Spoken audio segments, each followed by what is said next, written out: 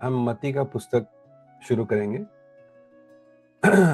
तो हमने देखा कि सबसे पहला हम फिर से पढ़ रहे हैं यहाँ पे अब्राहम की संतान, दाविद की वंशज, यीशु मसीह की वंशावली। ये पुस्तक इसलिए इससे शुरू होता है क्योंकि ये पुस्तक प्रथम तरीके से यहूदियों के लिए लिखा हुआ था। और अब्राहम, जब परमेश्वर ने वाचा बनाया था अब्राहम के साथ, इब्राहिम का साथ, तो वाचा एक आदमी से बनाया गया था, मतलब अब्राहम के साथ। इसका मतलब है जो वाचा परमेश्वर ने, जो वादे और जो प्रमाण परमेश्वर ने अब्राहम को दिया था, वो प्रमाण और किसी को नहीं मिल सकते थे, क्योंकि परमेश्वर ने एक आदमी के साथ वाचा बनाया था। तो अब्राहम के साथ जो भी वाचा बनाया था, उसके और उसके बच्चों के लिए, उसके पूरी वंशावली के साथ परमेश्वर ने किया था। तो जब हम देखते हैं कि मत्ती में ये शुरू होता है कि ये अब्राहम की संतान, दाविद की वंशज, यीशु मसीह की वंशावली, इसका मतलब है जो भी इस वंश का नहीं है, अब्राहम का वंश का नहीं है, उसको ये वाचा नहीं मिल सकता। परमेश्वर के प्रमाण जो है, परमेश्वर उनके साथ जाएंगे, परमेश्वर उनकी देखभाल करेंगे, परमेश्वर उनकी परवाह करेंगे, उनके खाने की, उनकी पीने की, उनकी हर एक चीज जो उनको चाहिए, जो परमेश्वर उनके लिए बनेंगे, परमेश्वर उसका परमेश्वर है। ये सब प्रमाण बस उसी को दिया गया था। इसीलिए यहूदी ऐसा सोचते थे, जैसा अभी सोचो आपके पास आधार कार्ड, ठीक है, अगर आपके पास आधार कार्ड है तब भी तो मालूम पड़ेगा कि आप भारत देश के वासी हो, या उत्तर प्रदेश के वासी हो, या आपके गांव के वासी हो, क्योंकि उस पर एड्रेस रहता है, आपका फोटो रहता है, सब कुछ रहता है। उसी तरह पुराने जमाने में जब यहूदियों का समय था, तो उनके पास उनके पास तो फोटो नहीं था उस समय पर, उनके पास तो कोई एड्रेस नहीं था उस समय पर। तो ये लोग किस तरह लगाते थे अपना, पुस्तकों में किस तरह लिखते थे कि अगर कोई बच्चा पैदा हुआ उनके वंश में, कि ये अब्राहम का संतान है, कैसे। तो ये लोग क्या करते थे, हर एक नाम उसके पुरखों का, अब्राहम से लेके या दाविद से लेके हर एक नाम उनके पुरखों का लिखते थे, ताकि लोगों को मालूम पड़े कि ये यहूदी है। ठीक है। अगर यहूदी अगर यहूदी नहीं है अगर यहूदी नहीं है, आप बात मत कीजिए थोड़ा। अगर आपको बात करना है तो आवाज बंद करके बात कीजिए, ठीक है। तो इससे हमको क्या पता लगता है कि जो प्रमाण हमको दिए गए हैं, जो अब्राहम को दिए गए थे, ये परमेश्वर की अनुग्रह है कि परमेश्वर ने उसको चुना, उसको, उसके बच्चों को चुना। और उस समय काफी लोग थे, काफी लोग थे इस धरती पर, लेकिन उस समय परमेश्वर ने वाचा किसी के साथ नहीं बनाया, अब्राहम के साथ बनाया। तो अगर यीशु मसीह का वंशावली दाऊद के अगर दाऊद के, ये जो सूची जो हमने देखा है, अगर दाऊद से या इब्राहिम के साथ उसका वंशावली अगर जुड़ नहीं पाता, तो यीशु मसीह का कोई उसका अधिकार उस वाचा पे नहीं होता। इसका मतलब वो आके नहीं कह सकते थे कि मैं मसीहा हूं। मसीहा आना था, बहुत जरूरी था कि वो अब्राहम का संतान हो। मसीहा बहुत जरूरी था कि वो दाऊद का संतान हो। तो इसलिए जब मत्ती ये लिख रहा है, हमको समझ आना चाहिए कि अब्राहम की संतान, दाविद के वंशज, यीशु मसीह की वंशावली किस लिए ये पूरा किस लिए लिखा जा रहा है। ये यहूदियों के लिए, अगर वो इस सूची या इस वंशावली को नहीं देखते थे, तो यीशु मसीह की बात वो लोग नहीं सुनते थे। पर लेकिन हमारे लिए, जैसा हमने पढ़ा था, कि हम लोग जब यीशु मसीह के पास आते हैं, हमको भी अब्राहम का प्रमाण मिलता है। लेकिन जैसे हमने देखा, हम एक बार यूहन्ना का पत्र देखते हैं। यूहन्ना का पत्र एक अध्याय 1, हम अध्याय 1 देखते हैं, 11 से लेके 13 तक यूहन्ना का पत्र अध्याय 1 11 से लेके 13। बेटा महिमा पढ़ो।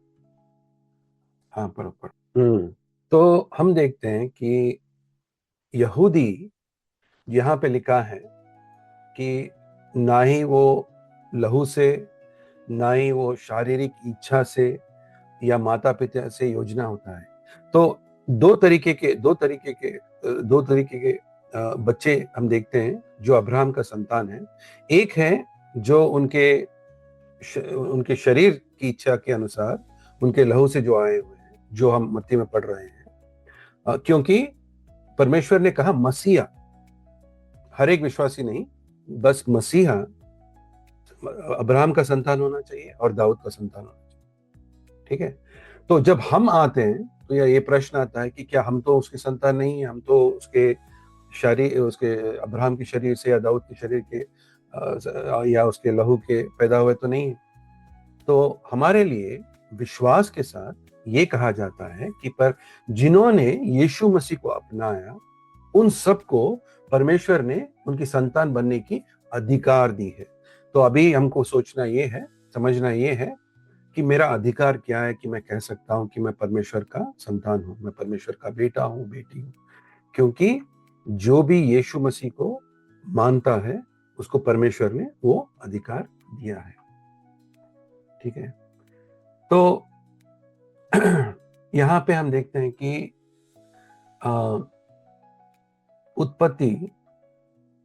उत्पत्ति 12 में देखते हैं कि ये अब्राहम का वाचा क्या था। उत्पत्ति में देखते हैं कि अब्राहम का वाचा क्या था, 1 से लेके 3 तक पढ़ते हैं। तो आमीन आमीन। तो हम देखते हैं यहाँ पे कि अब्राहम का वाचा क्या था। तो यहाँ लिखा है कि मैं तुम्हें एक बड़ी जाति बनाऊंगा, मैं तुम्हें आशीष दूंगा, मैं तुम्हारा नाम बड़ा करूंगा और तुम एक आशीष होंगे। ठीक है, तो यहां से शुरू होता है कि जो भी परमेश्वर ने दिया है, ये वाचा और ये प्रमाण यीशु मसीह के पास आता है। तो अभी यीशु मसीह एक बड़ी जाति बनेंगे। ठीक है, जो जैसा अभी हम देख रहे हैं कि हम लोग, आप लोग अभी भारत देश में बैठे हो, उत्तर प्रदेश में बैठे हो, यहां पर परमेश्वर ने इतना दूर, 4000 मील दूर, 2000 साल के बाद भी परमेश्वर ने एक बड़ी जाति बनाई। देख रहे हैं हम लोग की, और जुड़ते जा रहे हैं लोग जो भी यीशु मसीह में विश्वास लगाते हैं। मैं तुम्हें आशीष दूंगा ये, और मैं तुम्हारा नाम बड़ा करूंगा। जो तुम्हें आशीष देगा, जो जैसे हम लोग हैं यीशु मसीह को आशीष देते हैं, मैं उन्हें आशीष दूंगा, तथा जो तुम्हें शाप देगा मैं उन्हें शाप दूंगा। हम देखते हैं कि अनंत जीवन में जो भी हमको परीक्षाएं या यातनाएं हमारे जिंदगी में लाते हैं, जो हमारे दुश्मन होते हैं, यहाँ पे हम उनको करुणा और दया दिखाएंगे, उनके लिए प्रार्थना करेंगे। लेकिन अगर वो उनके पाप से ना पछताएं तो आने वाली जिंदगी में परमेश्वर जब इसका न्याय करेंगे, तब उनको उनका शाप पूरी तरह मिलेगा। लेकिन यहाँ पे लिखा है कि मैं उन्हें शाप दूंगा, तुमसे ही पृथ्वी के सब लोग आशीष होंगे। ठीक है, तो ये अभी अब्राहम से लेके दावीद तक आया था, दावीद के बाद अभी हम देख रहे हैं यीशु मसीह के पास आया। तो ये पूरा लिखा है हमारे लिए, हमको थोड़ी चीज समझना है यहाँ पे। अभी हम दूसरा वाचा देखते हैं, दावीद का वाचा, और हम देखते हैं शमूएल का दूसरा पत्र अध्याय 7 में 7। तो हम देख रहे हैं कि शमूएल का दूसरा अध्याय, 2 समूएल दूसरा पत्र 7 अध्याय, सॉरी, उसमें हम पढ़ेंगे 12 से लेके 16 तक। आमीन। तो उसका घराना और उसका राज्य सदा परमेश्वर के आगे बना रहेगा, ये प्रमाण भी यीशु मसीह के पास आता है। तब हम जब जाके देखते हैं कि इस अब्राहम का संतान, सो मत्ती 1 अध्याय 1 वचन में जो लिखा है, अब्राहम की संतान, दावीद की वंशज, यीशु मसीह की वंशावली, तो इसका मतलब पूरा होता है कि ये दो प्रमाण जो अब्राहम को दिया गया था और जो दाविद को दिया गया था, अभी यीशु मसीह के हाथ में है। ठीक है, इससे यीशु मसीह को अधिकार मिलता है मसीहा बनने के लिए। तो अभी ये जो मती जो लिख रहा है, ये लिख रहा है यहूदियों के लिए, ताकि यहूदी लोग समझ सके कि जो वचन ये लेके आ रहा है, जो वचन ये लेके आ रहा है, ये वचन है अब्राहम को प्रमाण जो दिया गया था, दावीद को जो प्रमाण दिया गया था। ठीक है भैया जी, आप लोग जो भी अगर आप बात नहीं कर रहे हो तो थोड़ा म्यूट कर लीजिएगा।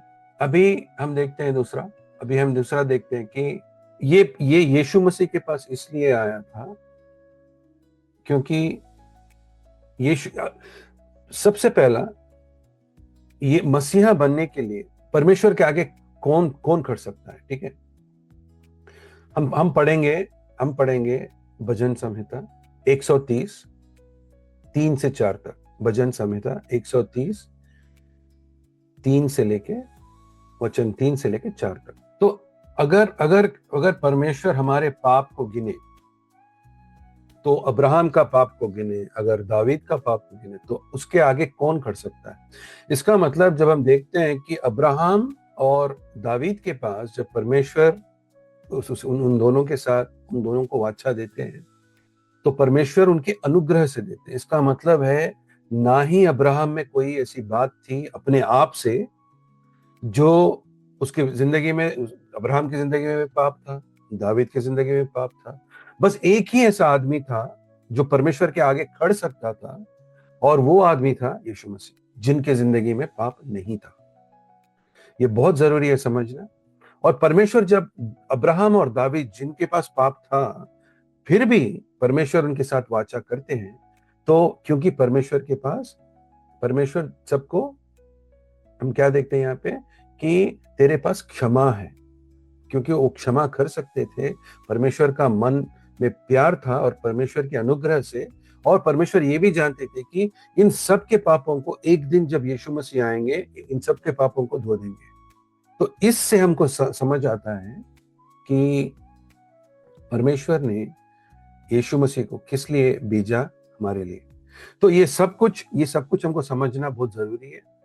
और हम यहाँ देखते हैं कि अभी हमने देखा कि अब्राहम का बादशाह क्या था, दावीद का बादशाह क्या था, और अभी हम देखते हैं कि इब्रानियों का पत्र 8 में यीशु मसीह के साथ क्या बादशाह है। तो इब्रानियों का पत्र 8 6 से लेके 13 तक पढ़ेंगे। तो हम थोड़े चीज यहाँ देखते हैं कि पहली चीज, परमेश्वर कह रहे हैं कि एक नया वाचा है यीशु मसीह के साथ, और ये वाचा जो यीशु मसीह को दिया गया था, ये आपका वाचा है, आपके साथ परमेश्वर ने किया है। अगर आप यीशु मसीह में विश्वास लगाते हैं, आप इस वाचे के अंदर आप भी आते हैं। ठीक है, पहली चीज आपको समझना चाहिए कि ना ही आप अब्राहम के वाचे में हो, ना ही आप दाऊद के वाचे में हो, अब हम यीशु मसीह के वाचे में, जिनके पास दोनों अब्राहम और दाऊद के वाचे हैं। ठीक है, यीशु मसीह ने दोनों को पूरा किया है, तो हम या पूरा करेंगे। तो हम देख रहे हैं यहाँ पे कि एक नया वाचा है, नई वाचा स्थापित करूंगा मैं। दूसरा कह रहे हैं कि वैसा नहीं जैसा मैंने उनके पूर्वजों से उस समय की थी, जब मैंने उनका हाथ पकड़कर उन्हें मिस्र देश से बाहर निकाला था, क्योंकि वो मेरे वाचा में स्थिर नहीं रहे। तो ये इसका मतलब है, ये पुराने नियम जो है, ये भी परमेश्वर से आए थे। नया वाचा या नया निबंध हमको जो आया है, ये भी परमेश्वर से आया है। इसका मतलब ये नहीं कि परमेश्वर का पुराना निबंध में कोई कमी थी। इसका मतलब ये है कि परमेश्वर का निबंध को निभाने के लिए, परमेश्वर का वाचा को निभाने के लिए, हमारे पापी शरीर में एक बलहीनता है पाप करने की, जिसकी वजह से पुराने निबंध में यहूदी या फरीसी जो लोग रहते थे, वो निबंध पूरा नहीं कर सकते थे, क्योंकि उनका सोच में पाप था, उनके बदन में पाप था, और उनके जो भी कार्य थे उसमें भी पाप था। तो हम देखते हैं कि वो लोग नहीं कर सकते थे, इसीलिए परमेश्वर को तोड़ना पड़ा कि एक एक नया आदमी चाहिए था। जैसा आदम को सबसे पहला परमेश्वर ने बनाया था, आदम में कोई पाप नहीं था सबसे पहले जब परमेश्वर ने उसको बनाया था। आदम में कोई पाप नहीं था, तो परमेश्वर उसको उसको राज्य दे सकते थे। अभी हर एक आदमी ने पाप किया, पाप का दंड मृत्यु है। हर एक आदमी ने पाप किया, याद लगा लेना। यीशु मसीह को छोड़कर हर एक आदमी, कोई अच्छा नहीं है इस दुनिया में। ना आप अच्छे हो, ना मैं अच्छा हूं, कोई भी अच्छा नहीं है। इसलिए परमेश्वर कहते हैं कि तुम्हारा पुराना जीवन इतना बुरा है, तुमको फिर से जन्म लेना पड़ेगा। एक नया जीवन तुमको इसीलिए जरूरी है। इस नए जीवन के लिए तुम अपने आप से कुछ नहीं कर सकते हो। ना ही तुम तुम्हारा मन फिरा सकते हो, ना ही तुम तुम्हारा सोच बदल सकते हो, ना ही तुम्हारे पास शक्ति है करने के लिए। तो परमेश्वर क्या करते हैं? परमेश्वर हमको एक नया मन देते हैं, एक नया सोच देते हैं। इसको हम पुनर्जीवन कहते हैं। फिर से हमको जीवन देते हैं, और इस जीवन मिलता है हमको पवित्र आत्मा के साथ। और ये पवित्र आत्मा हमको इसलिए मिला है क्योंकि यीशु मसीह हमारे लिए मर चुके थे, और जब हमने विश्वास लगाया तो पवित्र आत्मा हमको मिला। तो इससे क्या होता है? पवित्र आत्मा की शक्ति, पवित्र आत्मा की सोच और पवित्र आत्मा हमको एक नया हृदय देते हैं, जिससे हम अभी यीशु मसीह की तरह सोच सकते हैं, यीशु मसीह की तरह चल सकते हैं, यीशु मसीह की तरह पाप को हरा सकते हैं, यीशु मसीह की तरह हम परमेश्वर के शांति के कार्य या पवित्रता के कार्य कर सकते हैं। और परमेश्वर की तरह, परमेश्वर के रूप में हमको ये पवित्र आत्मा हमको बदल रहा है। हमको महिमा से लेके महिमा तक हर एक दिन, हर एक समय, हर एक साल आपको बदलना चाहिए। आपका सोच, आपके विचार, आप जैसा बोलते हैं, सब कुछ बदल रहा है, क्योंकि पवित्र आत्मा आपको अगुवाई दे रहा है। और जब आप पवित्र आत्मा के अधीन हो जाते हैं, आपका सब कुछ आप पवित्र आत्मा को दे देते हैं और कहते हैं कि पवित्र आत्मा का अधिकार है, यीशु मसीह के अधिकार है मेरी जिंदगी में, और आप जो पढ़ रहे हैं उसकी आप आज्ञा का पालन करते हैं, आप बदल जाएंगे। और ये बदलना आपके शक्ति से नहीं, परमेश्वर का शक्ति से। तो यहाँ क्या कह रहे हैं कि परमेश्वर कह रहे हैं कि मैं अपना नियम उनके हृदय में लिखूंगा। जब हृदय पाप से पत्थर की तरह हो गया है, तो कैसे लिखेंगे परमेश्वर? अभी हमको ये समझना है कि परमेश्वर ने हमको एक नया हृदय दिया है। परमेश्वर ने हमको एक नया हृदय दिया है, और परमेश्वर ने हमको एक नया सोच और एक नया नियम और एक नया संस्थान दिया है। तो और ये इस वाक्य में कहते हैं कि मैं अपना नियम उनके हृदय में लिखूंगा और उनके मस्तिष्क पर अंकित कर दूंगा, और मैं उनका परमेश्वर हो जाऊंगा और वे मेरे प्रजा हो जाएंगे। ठीक है, तो ये देखते हैं हम यीशु मसीह के बारे में, यीशु मसीह के वाचा के बारे में। और इस वाचा को बातों से नहीं हो सकता। अगर इस वाचा को लेने के लिए, इस वाचा को हमको मिलने के लिए, हम देखते हैं लूका का पत्र 22 अध्याय 22, लूका का पत्र अध्याय 22 और वचन 20। आमेन। तो देखते हो आप लोग, ये वाचा बिना उनके लहू बहे नहीं, हमारा नहीं हो सकता। समझ रहे हो आप लोग? इससे हमको समझ आता है कि परमेश्वर यीशु मसीह का कितना मूल्यता क्या है। और इस लहू जो बहा है, या लहू का मतलब क्या है, हम लहू के बारे में क्यों बात करते हैं, आप लोगों को समझ आया है? नहीं तो पुराने निबंध में लिखा है कि लहू के अंदर जीवन है। जब आदमी के इस बदन के अंदर से जब लहू बाहर चले जाता है, खून निकल जाता है, वो मर जाता है। और उनका मानना ये है, वचन का मानना ये है, परमेश्वर का वचन ये कहता है, हमारा जिंदगी इस लहू में है। जब यीशु मसीह कह रहे हैं कि इसी प्रकार उसके बाद प्रभु यीशु ने प्याला उठाया और कहा, मेरे प्याले में, मेरे लहू में, ये प्याला मेरे लहू में जो तुम्हारे लिए बहाया जा रहा है। इसका मतलब यीशु मसीह कह रहे हैं कि मैं मेरा जीवन को दान कर दे रहा हूं, मैं मेरा जीवन को तुम्हारे लिए दे दे रहा हूं। तो इसीलिए लहू की बात आती है, क्योंकि आदमी को कहीं चोट पहुंच सकता है, उसका हाथ जा सकता है, उसका पैर जा सकता है, वो फिर भी जी सकता है। लेकिन आदमी के अंदर से जब लहू निकल जाता है, सब उसका खून निकल जाता है, आदमी नहीं जी सकता। तो लहू में जीवन है, इसका मतलब ये मानना है उसका। तो इससे यीशु मसीह कह रहे हैं कि मैं तुम्हारे लिए मेरा जीवन दे रहा हूं, जिसके बिना जो आदमी यीशु मसीह के पास नहीं आता, उसका नई वाचा नहीं हो सकता है। जो आदमी यीशु मसीह का लहू का महत्व नहीं समझता, उसका वाचा नहीं हो सकता है। समझ रहे हो आप लोग? यीशु मसीह क्रूस पे चढ़ना कितनी बड़ी बात है, कितनी महत्वपूर्ण बात है। वो जब हम अपनाते हैं उस बात को कि मेरे लिए उन्होंने क्रूस पर चढ़ा, मेरे पापों के लिए उनके ऊपर दंड दिया गया था, तब हम देखते हैं कि ये वाचा हमारा होता है। ठीक है, तो तो अब हम देखते हैं थोड़ी चीज। यहां पे हम देखते हैं कि वचन मत्ती का अध्याय 1 वचन 5 से लेकर 7 तक हम कोई पढ़ेंगे, और उसके उसके बाद 7 भी पढ़ो, 7 बस यहाँ लोग हैं। तो हम देखते हैं यहाँ पे कि तो पहले चीज, परमेश्वर के नजर में, परमेश्वर जब देखते हैं, नया नियम में लिखा है, नया नियम में लिखा है, जो नया वाच्य में जो है, परमेश्वर कहते हैं, परमेश्वर की आंखों में ना कोई भेदभाव नहीं है, ना कोई यहूदी या कोई अन्य अन्य जातियों के लोगों के बीच में। जो भी यीशु मसीह को मानते हैं, सबका अधिकार एक ही है। यहूदी कोई बड़े आदमी लोग नहीं है जो याजक हैं, या अन्य अन्य लोग, जैसे मैं भी एक हिंदू खानदान से था। तो ऐसा ऐसा नहीं है कि हम कम हैं, वो लोग ज्यादा हैं, ऐसा कोई नहीं है, भेदभाव नहीं है। पहले चीज, परमेश्वर का सोच को हमको समझना चाहिए। दूसरी चीज लिखा है, हम देखेंगे हम देखेंगे गलातियों का पत्र, गलातियों का पत्र 3, गलातियों का पत्र 3 देखते हैं, और उसमें 28। क्या समझ आया आपको? यहाँ कह रहे हैं कि हम पढ़ेंगे फिर से एक बार आपके लिए ताकि आप समझ सके परमेश्वर किस तरह सोचते हैं।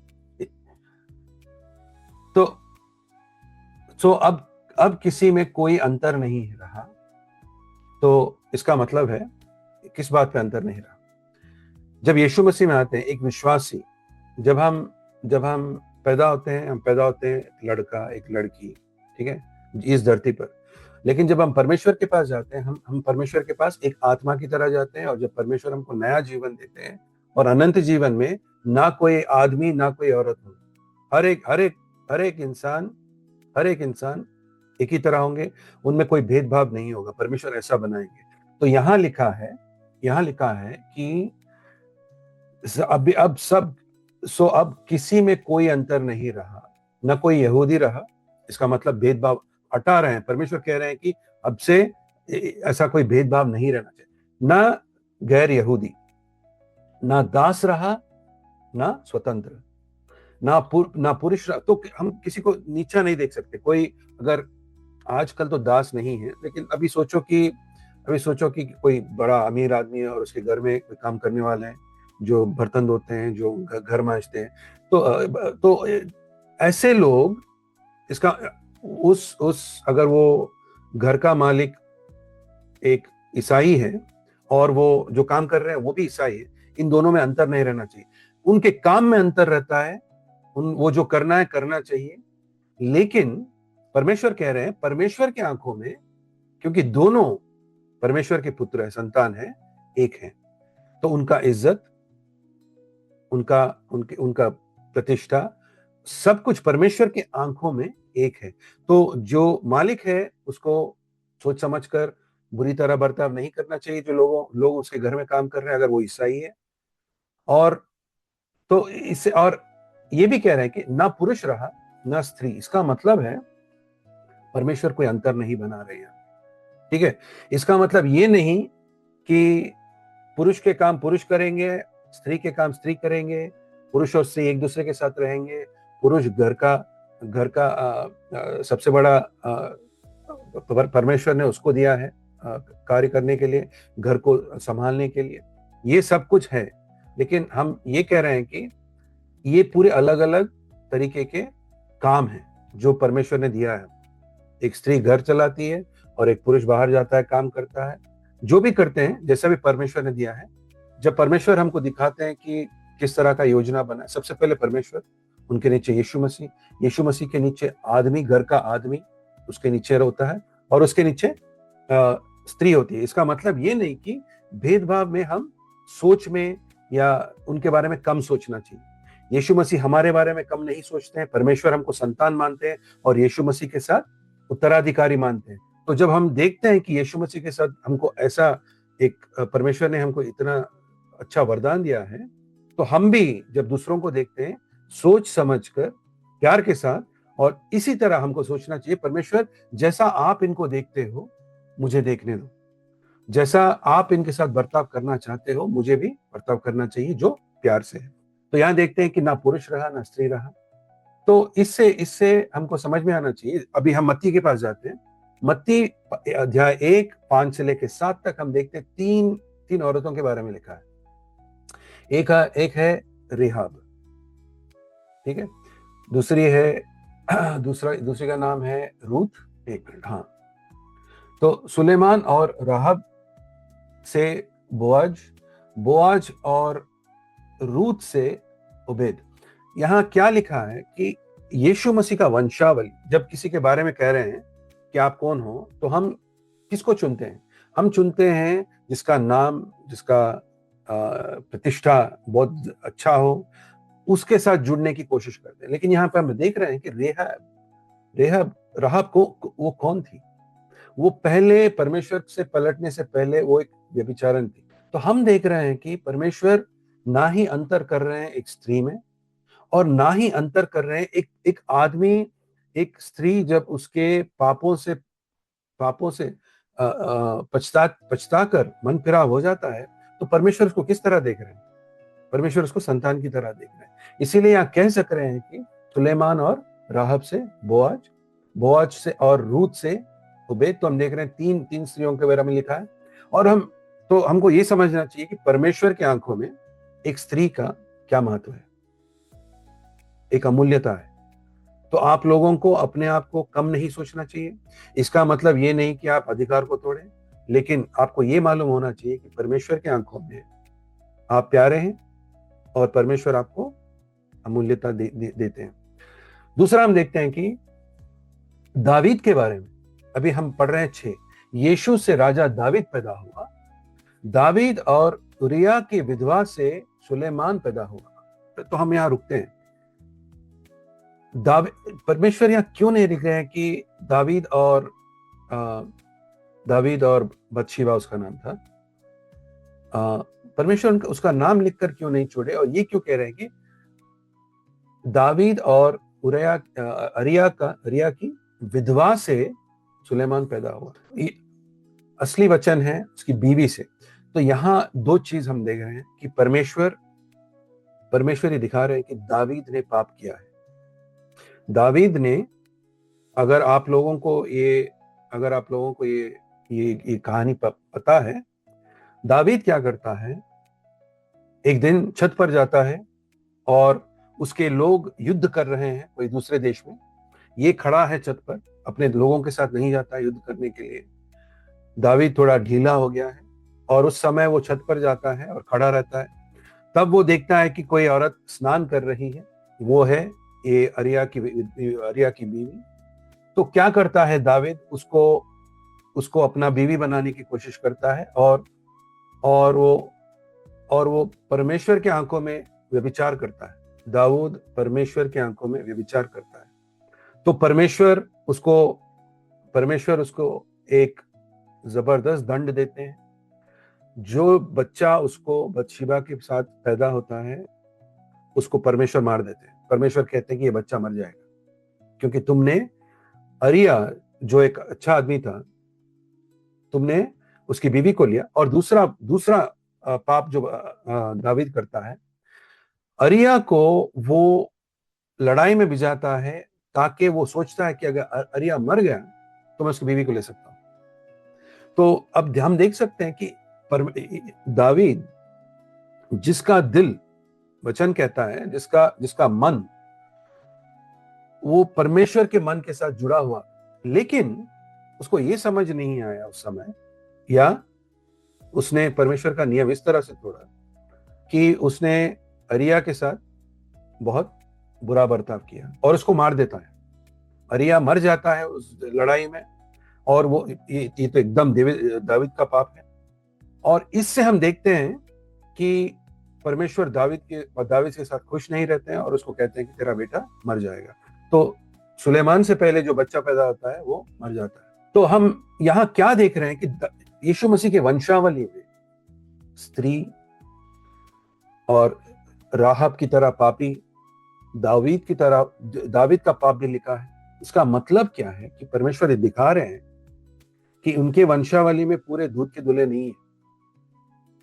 उनके वंशावली में भी जो जो लोग हैं अब्राहम की तरह जो परमेश्वर के साथ चले, और दावीद की तरह जो परमेश्वर के न्याय का उल्लंघन भी किए थे और उनका आज्ञाओं को तोड़े हुए थे, लेकिन परमेश्वर ने उनको कृपा, दया और अनुग्रह से फिर से उनको पाप से निकाला। इन सब का मतलब क्या है कि परमेश्वर हमको ये दिखा रहे हैं मत्ती में कि पहली चीज, जैसे हमने कहा, वंशावली अब्राहम और दावीद से आना था मसीहा को, लेकिन हमको ये समझना है कि कोई भी पापी को परमेश्वर पलटा सकता है, मन फिरा सकते हैं, पवित्र आत्मा के साथ परमेश्वर पवित्र कर सकते हैं। और हम देखते हैं कि यहाँ पे इस वंशावली में, यीशु मसीह के वंशावली में, अभी आप सोचो कि ये वंशावली जब हम देखते हैं, आपको थोड़ा एहसास हो कि परमेश्वर कितने साल यीशु मसीह के लिए रुके थे। हम देखते हैं कि सबसे पहला आदम के बाद, आदम से लेके अब्राहम तक 2000 साल गुजरे। तो परमेश्वर को अब्राहम के लिए रुकना पड़ा, आदम से लेके अब्राहम तक। बीच में इतने अलग अलग लोग, इतने अलग अलग वंश के लोग थे जो एकदम पापी थे, जो परमेश्वर की बात नहीं सुनते थे। तो एक पिता को, जब आप लोग सोचो, जब आपके बच्चे आपका बात नहीं सुनते और जब बच्चे बड़े होते हैं और उसके बाद बात नहीं सुनते, तो कितना शौक पहुंचता है हमको कि बच्चे हम जो कह रहे हैं नहीं सुन रहे हैं, और दिन भर दिन अगर वो बच्चा गलत करते जाता है तो कितना हम क्यों होता है। लेकिन परमेश्वर के बारे में सोचो, परमेश्वर ने जिन लोगों को अपने स्वरूप में बनाया, जब परमेश्वर आदम को बनाते हैं, अपने स्वरूप में बनाते हैं, हर एक आदमी को परमेश्वर देख रहे हैं कि यहाँ पे कोई धार्मिक है, कोई मेरा वचन का पालन करने के लिए देख रहा है यहाँ पे। तो परमेश्वर हर एक वंश का लोगों को देख रहे हैं। ये दिख रहा है कि हर एक वंश में पाप है, हर एक जगह पाप है। और 2000 साल वहां गुजरे, उसके बाद और 1000 साल अब्राहम से लेकर दावीद तक, 1000 साल, इतने अलग अलग राजा आए, इतने अलग अलग लोग आए, इतने अलग अलग नबी आए, लेकिन हम देखते हैं कि हर एक में कुछ ना कुछ पाप था और परमेश्वर को रुकना पड़ा। बहुत कम लोग थे जो परमेश्वर कह सकते थे कि ये आदमी से मैं प्रसन्न हूं। और उसके बाद दावीद से लेके यहाँ पे लिखा है एक समय जहां पे इसे कहते हैं एक बाबिलोन के साथ एक ऐसा समय होता है, एक निर्वासन होता है, जब परमेश्वर पूरा यहूदियों को, उनका पूरा राष्ट्र को दंड देते हैं क्योंकि उनमें पाप भर गया था। तो दावीद से लेके हम देखते हैं बाबुल में जो निर्वासन होता है वहां 500 साल। तो परमेश्वर देखते देखते 3-4 हजार साल रुक रहे थे यीशु मसीह के आने के लिए, और हर एक जगह पाप से भरा हुआ था। तो हम यहाँ देखते हैं कि परमेश्वर, हम वचन 17 देखते हैं, परमेश्वर कह रहे हैं यहाँ के वचन 17 पढ़ेंगे मत्ती में। मत्ती अध्याय 1 वचन 17, अब्राहम से लेकर दावीद तक कुल 14 पीढ़ियां, हर एक पीढ़ी में परमेश्वर देख रहे थे कि कोई है या नहीं। दावीद से बाबेल पहुंचने तक 14, तथा बाबेल पहुंचने से मसीह तक 14 पीढ़ियां हुई। तो हमको परमेश्वर दिखा रहे हैं कि तो इस तरह से परमेश्वर क्यों इस तरह से तोड़ रहे हैं कि यहाँ पे 14 है, यहाँ पे 14। परमेश्वर हमको पूछ रहे हैं कि ताकि हम समझ सके। अब्राहम से लेके दावीद तक का मतलब है, दावीद सबसे बड़ा, पूरी इजराइल के इतिहास में सबसे बड़ा राजा जो परमेश्वर को प्रसन्न किया, वो था दावीद। मतलब सबसे बड़ा और सबसे अच्छा समय था जब दावीद परमेश्वर के अधीन हो गया था और पूरी इजराइल को परमेश्वर की ओर चला रहा था। तो ये सबसे बड़ी बात थी। और हम देखते हैं कि दावीद से लेके बाबेल पहुंचने तक 14 14 तथा बाबेल पहुंचने से मसीह तक 14। तो जब बाबेल तक आया, बाबेल में क्या हुआ? निर्वासन हुआ। परमेश्वर सबको भगा दिए। जो जिस जिस जिस भूमि के बारे में प्रमाण दिया था कि तुम इस धरती या इस जमीन का तुम इसको पाओगे, इसमें राष्ट्र बनाओगे, जिस प्रमाण को परमेश्वर ने अब्राहम को दिया था, वो प्रमाण परमेश्वर ने निकाल दिया, क्योंकि लोग पाप से भर गए, परमेश्वर को भूल गए, अपना मनमानी कर रहे थे। तो परमेश्वर ने इनको भगा दिया। निर्वासन में बाबेल से लेके एक राजा आया था, पूरा इजराइल को हरा दिया। और उन सब राष्ट्रों को, मैं कह रहा हूं कि आदमियों को, औरतों को, बच्चों को, सबको, जब परमेश्वर का क्रोध हम देखेंगे, हमको एक सोच समझ कर रहना चाहिए। सबको बाबेल की ओर लेकर चले जाते हैं। तो अभी हम पढ़ेंगे ताकि आप समझ सके कि किस तरह होता है। हम पढ़ेंगे यिर्मयाह का पत्र 25, यिर्मयाह का पत्र 25। भाई आप कोई अब जो भी हो थोड़ा बंद कर दो यार, म्यूट कर लो। तो यिर्मयाह का 25, 8 से लेके 11 तक कोई पढ़ेंगे? अरे भैया आपका फोन थोड़ा बंद कर लो, जो भी आप मच्छर के दाने में बैठे हो, थोड़ा फोन को थोड़ा म्यूट कर दो, थोड़ा आवाज बंद कर दो, ठीक है? ठीक है, ठीक है, चलो पढ़ते हैं। तो यिर्मयाह का पत्र 25, 8 से लेके 11। नहीं, मैं 11 तक पढ़। तो अभी हम दूसरा और एक पढ़ते हैं। दो राजा 17 अध्याय 7 से लेकर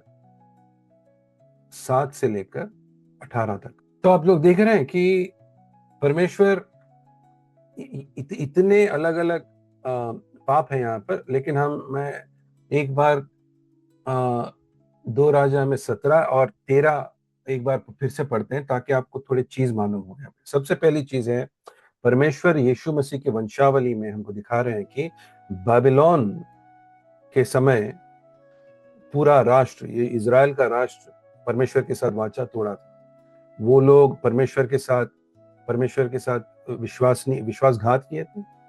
और यहाँ पे हम देख रहे हैं कि फिर भी, मैं पढ़ रहा हूँ 2 राजा 17 वचन 13, फिर भी यहोवा इजराइल और यहूदियों के हर एक भविष्यद्वक्ता और दर्शी के द्वारा इस प्रकार चेतावनी देते रहे। तो हम देखते हैं कि ये जो लोग भविष्यवाणी देने आते हैं, इनका काम सबसे पहला क्या है? तो आजकल बहुत नबी हम कहते हैं, या भविष्यवाणी जो देते हैं, आपको चेतावनी दे रहा हूं कि आपको ये समझना चाहिए। ये जो लोग आते हैं आजकल ये लोग कहते हैं कि तुमको बच्चा होगा, तुमको बेटा होगा, तुमको जॉब मिलेगा, तुमको पैसे मिलेंगे, तुम्हारे घर बनेंगे, परमेश्वर तुम्हारे लिए ये लाएगा। ये भविष्यवाणी नहीं था। जो परमेश्वर के लोग जो भविष्यवाणी करते हैं, हम देख रहे हैं यहाँ पे, सबसे उनका प्रथम काम था लोगों को परमेश्वर के रास्ते में चलाना। और ये भविष्यवाणी इसलिए कर सकते थे क्योंकि ये नबी इसलिए थे क्योंकि ये परमेश्वर से सुन सकते थे। इसका मतलब, जब लोगों के मन के अंदर, आपकी कलीसिया में जब लोगों के मन के अंदर पाप छुपा है, जिसको दूसरों को पता नहीं रहता है, ये जो लोग नबी या भविष्यवाणी के जो भविष्यद्वक्ता जो रहते हैं, इनको परमेश्वर इनसे बोल सकते हैं कि उसके मन में ये पाप छुपा है, उसके मन में ये पाप छुपा है। परमेश्वर खोल के सबके आगे वो पाप निकाल के लेकर आ सकते हैं, ताकि वो आदमी का मन फिराव या पछतावा हो। तो यहाँ देखते हैं कि ये भविष्यद्वक्ता व्यवस्था के अनुसार अपने बुराइयों से फिरकर मेरे आदेशों और नियमों के पालन करने के लिए उनको भिजाया गया। हर एक वरदान हम देखते हैं जो नया नियम में है। अगर आदमी वो पढ़ाने के, वो एक गुरुजी हो, या भविष्य वक्ता हो, या सुसमाचार देने वाला हो, हर एक आदमी का काम एक ही है, परमेश्वर का योजना, दूसरों को पापों से फिरकर परमेश्वर के आदेश और परमेश्वर के नियमों के अनुसार चलने के लिए, और परमेश्वर को प्रसन्न करने के लिए सबका काम है। और कोई अपने आप के लिए कोई प्रवक्त नहीं बनता है। अपने आप के लिए कोई ये नबी नहीं बनते, अपने मन से नहीं बनते। ये परमेश्वर का काम है, याद लगाना। तो अभी हम फिर से वापस जाते हैं, देखते हैं कि वो लोग दूसरे राजा, दूसरे देवताओं के लिए जब बाबिलोन जाने से पहले परमेश्वर ने उनके ऊपर जब दंड लाया, उनके पाप क्या थे? उनके पाप थे सबसे पहले दूसरे मूर्ति पूजा करना। परमेश्वर को भी जानते थे। इसका मतलब थोड़े लोग हैं, और मैंने देखा है, ये थोड़े लोग हैं जो सब दूसरे मूर्तियों को भी पूजा करते हैं और यीशु मसीह को भी पूजा करते हैं और सोचते हैं कि परमेश्वर की भी पूजा कर सकते हैं बस, और इस दूसरे मूर्तियों की भी पूजा कर सकते हैं। वो नहीं हो सकता है।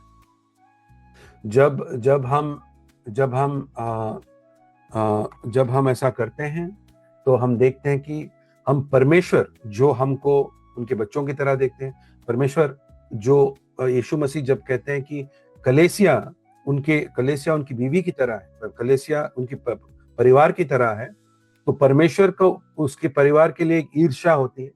ये ईर्ष्या बुरा ईर्ष्या नहीं है, अच्छी ईर्ष्या होती है। जो परमेश्वर जैसा एक पति अपने पत्नी के लिए एक ईर्ष्या होना चाहिए ताकि वो दूसरे आदमी उसको नहीं देख सके, इसी तरह एक पत्नी को अपने पति के लिए एक ईर्ष्या होना चाहिए, जैसा कि दूसरे औरत उसके पति के पास ना आए। इसी तरह परमेश्वर भी ये कहते हैं कि मैं ही परमेश्वर हूँ, कोई दूसरा परमेश्वर नहीं है, कोई दूसरे भगवान नहीं है। और अब मूर्ति पूजा जब हम करते हैं, परमेश्वर की ईर्ष्या बाहर आता है और परमेश्वर की ईर्ष्या के साथ परमेश्वर का क्रोध आता है। ठीक है, तो दूसरे मूर्ति पूजा कर रहे थे नबी, और जो भी कलेसिया में और जो भी उनके ये भविष्यद्वक्ता जो भी कह रहे थे, वो नहीं सुन रहे थे। मतलब उनका मन पत्थर की तरह घट हो गया था, डर भी नहीं था उनको, परमेश्वर का डर खो चुके थे। और क्या कर रहे थे कि अपने आप को पाप के हवाले कर रहे थे। तो पाप के हवाले हम क्यों करते हैं? क्योंकि पाप में काफी मजा आता है, लोगों को पैसे कमाने में मजा आता है, व्यभिचार करने में मजा आता है, झूठ बोलने में मजा आता है। तो पाप की कमाई मृत्यु है, ये हम समझते हैं। तो इसके वजह से हम देखते हैं पुराने निबंध में परमेश्वर ने उनको बीज दिया। तो जैसा हम कह रहे थे, तीन चीजें। एक है, जब अब्राहम से लेकर दावीद तक आया था, तो ये सबसे सबसे अच्छा समय था इज़राइल के लिए, सबसे बड़ा समय था। परमेश्वर ने वाचा दावीद को दिया, दावीद इज़राइल की राज्य कर रहा था, ये सबसे अच्छा समय था। उसके बाद सबसे बुरा समय था जब इज़राइल को बाबिलोन में परमेश्वर ने भिजा दिया था। तो हम देखते हैं कि इसको निर्वासन जो होता है, निर्वासन जो इसका मतलब है दूसरा राजा आके इज़राइल के राजा को हराता है, उसके बच्चों को, उसकी बीवी को, सबको लेके, उसका सामान, उसका धन, सब कुछ लेकर चले आता है अपने देश। इस निर्वासन जो होता है, ये परमेश्वर का दंड है, और ये सबसे बुरा समय था उनके लिए, जो पाप से भरा हुआ था। और तीसरा हम देखते हैं कि जब यीशु मसीह आते हैं, इससे बड़ा तो कोई हो ही नहीं सकता। ये बस इस्राएल के लिए नहीं है, बल्कि पूरा इस दुनिया के लिए, कि जब यीशु मसीह आते हैं, ये सबसे बड़ा शुरुआत होता है एक नया वाचे का, अनुग्रह के साथ, दया के साथ। परमेश्वर के देखते हैं कि हमारा मन दीन है, और देखते हैं कि हमारा मन टूट चुका है, तो परमेश्वर हमको यीशु मसीह के आशीष देते हैं। तो इसका मतलब दावीद के पास, अब्राहम के पास वाचा शुरू हुआ था, दावीद के पास वाचा सबसे ज्यादा उसका पालन किया गया था, बाबिलोन में वाचा तोड़ा गया था, यीशु मसीह में वाचा फिर से परमेश्वर ने उसको लौटाया हमको। ठीक है, परमेश्वर ने फिर से उस वाचा को हमको पुनर्स्थापित किया, जो वाचा टूट गया था उसको फिर से स्थापित किया परमेश्वर ने। तो हम देख रहे हैं कि जैसा जब हम पढ़ रहे हैं, हमको ये समझना है कि परमेश्वर का क्या मतलब है, कि जब हमको मत्ती 1 से लेकर 17 तक ये पूरा जो सूची दे रहे हैं, हमको पूछना चाहिए कि परमेश्वर, मैं क्या करूंगा इस सूची के साथ? इतने लोग हैं क्या है, लेकिन इसके पीछे इतना परमेश्वर का हाथ है। तो मैं पूछता हूं आपसे कि परमेश्वर ने 4000 साल रुके ताकि यीशु मसीह आए और हमको बचा सके। कौन सा ऐसा प्रेम है जो इतने दिन तक रुकेगा और कौन सा ऐसा विश्वास है जो परमेश्वर, जब हम देखते हैं विश्वास योग्यता, परमेश्वर हमारे आदर और हमारे आराधना के योग्य क्यों? क्योंकि परमेश्वर ने इतने साल से अब्राहम को जो दिया गया था वचन, परमेश्वर ने उसको कभी पीठ नहीं पलटाया, परमेश्वर ने उसको कभी फेंक नहीं दिया, परमेश्वर कभी गुस्से में आकर नहीं, ये नहीं कहे कि मैं बस खत्म ही कर दूंगा सबको। एक बार हुआ था ये नोआ के साथ, लेकिन हम देखते हैं कि परमेश्वर का प्यार से आज हम जीवित हैं। हम, अगर आप सोचो, अगर आप भी ऐसे जैसे हम बाबिलोन में पापों को देख रहे थे, पूरे बच्चे, पति पत्नी, औरत लोग, बूढ़े लोग, सबको परमेश्वर ने निकाल कर बाबुल के ओर लेकर चले गए और उसको उन सबको दास बना दिया। और उनकी जिंदगी में ना उनके घर थे, ना उनका जमीन था, बस जो उनके मालिक बोल रहे थे वही करना था उनको। तो कहिए कि परमेश्वर ने हमसे ऐसा बर्ताव तो नहीं किया, परमेश्वर ने हमको अनुग्रह दिखाया, दया दिखाया। तो आप क्या करेंगे आपकी जिंदगी के साथ यहाँ पे? ठीक है, परमेश्वर ने यीशु मसीह के साथ फिर पुनर्स्थापित किया। तो हमको समझना चाहिए कि हमने यहूदियों की तरह ये पूरा हमारी जिंदगी में हमको नहीं हुआ है, लेकिन हमको ये जल्दी समझना चाहिए कि उनका इतिहास में क्या क्या हुआ था, ताकि हम सीख सकें कि हम फिर से ऐसे गलती फिर से हम नहीं न दोहराएं, हम पाप की ओर फिर से हम न जाएं। परमेश्वर योग्य है और परमेश्वर को आराधना देना चाहिए। परमेश्वर का प्रेम को समझिए आप लोग।